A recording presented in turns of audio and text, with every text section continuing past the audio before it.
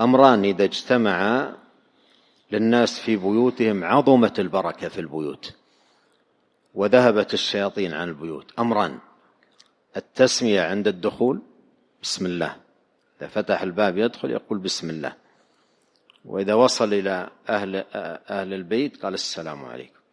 هذان أعظم أسباب البركة في البيوت وذهاب الشياطين عن البيوت.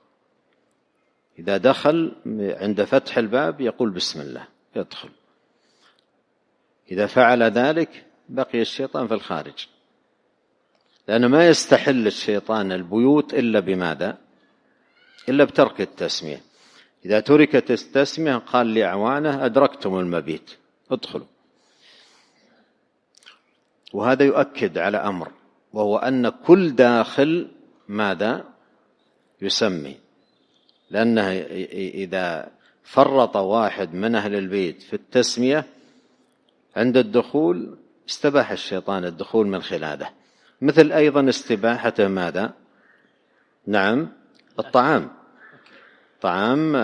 يستبيح الطعام بواحد لا يسمي على الطعام، لا يسمي. فإذا من أعظم أسباب البركة في بيوت المسلمين أمران: تسمية عند الدخول من كل داخل، الولد والبنت والأم والأب والأخ والأخت، كل داخل يعلم عند الباب يقول بسم الله.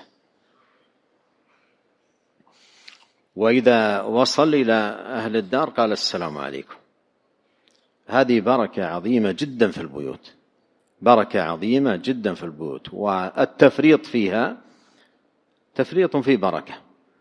اقرأ مرة ثانية في الحديث يقول فسلم يكن بركة عليك وعلى أهل بيتك. نعم.